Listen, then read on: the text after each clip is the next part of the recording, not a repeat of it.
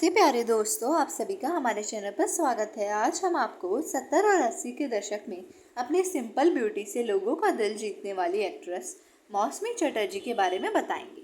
तो दिल थाम कर बैठिएगा और वीडियो को अंत तक देखिएगा। बॉलीवुड की उस विचारधारा को हमेशा के लिए इन्होंने बदल दिया था कि जिसमें कहा जाता था कि शादी के बाद कोई एक्ट्रेस सक्सेसफुल नहीं हो पाती है। मौसमी एक ऐसी अभिनेत्री थी जिन्हें अपने एक्सप्रेशन दिखाने के लिए नकली चीज़ों की बिल्कुल ज़रूरत नहीं होती थी। वो अपने अभिनय को जीती थी और फिर जो उनका एक्सप्रेशन स्क्रीन पर आता था वो वाकई लोगों के आंखों में आंसू ला देता था। महज 18-19 साल की उम्र में ऑन स्क्रीन माँ बनने से लेकर कैरेक्टर रोल तक में मौसमी ने अपने अभिनय का खूब जलवा बिखेरा। आज हम आपको मौसमी चटर्जी की पूरी जिंदगी के पहलुओं के विषय में बताएंगे और इन्हें समझाने की कोशिश भी करेंगे।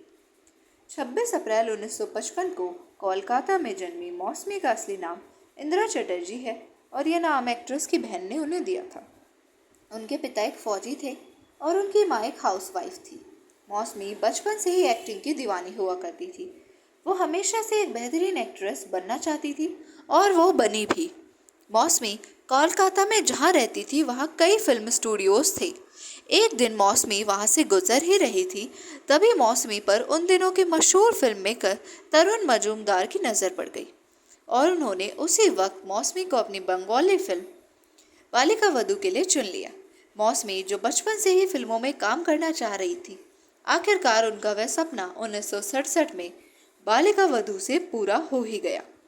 जब मौसमी इस फिल्म में काम कर रही थी उस वक्त उन्होंने अपनी हाई स्कूल की पढ़ाई पूरी की थी।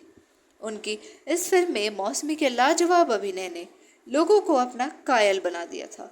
फिल्म मेकर्स और डायरेक्टर्स उन्हें अपनी फिल्म में साइन करने के लिए बेताब होने लग गए थे, लेकिन एक्ट्रेस के पिता नहीं चाहते थे कि मौसमी एक्टिंग करें और फिल्म बालिका वधू के बाद मौसमी का करियर आसमान ही छूने वाला था कि उनकी शादी हो गई।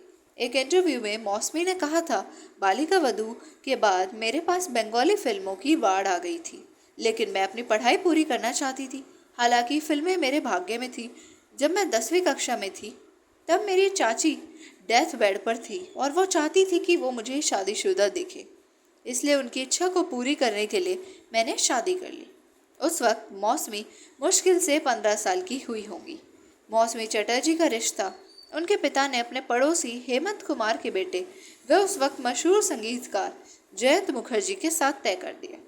दोनों ने बिना देर के करे सगाई कर ली। भले ही कहने को ये अरेंज मैरिज थी, लेकिन मौसमी को अपने पति बाबू से प्यार हो गया था। एक इंटरव्यू में मौसमी ने कहा था, मुझे बाबू से प्यार हो गया। वो पहले ऐसे शख्स थे जिनके साथ मैं अपने परिवार के अलावा टच में थी। उस वक्त एक्ट्रेस फिल्म परिणीता में काम कर रही थी। शादी के बाद महज 18 साल की उम्र में मौसमी चटर्जी ने अपनी पहली बेटी पायल चटर्जी को जन्म दिया था। मौसमी ने उस वक्त अपने करियर की ऊंचाइयों को छुआ ही था कि उनकी गोद में नन्ही पायल आ गई। कई लोग मौसमी के डूबते करियर का दोष कम उम्र में ही उनके बच्चों के जन्म को देते हैं। इस बारे में जब हिंदुस्तान टाइम्स ने मौसमी से पूछा था तब एक्ट्रेस ने जवाब देते हुए कहा था, कुछ लोग मुझे कहते हैं कि शुरुआती करियर में बच्चों के होने की वजह से मेरा करियर डूबा।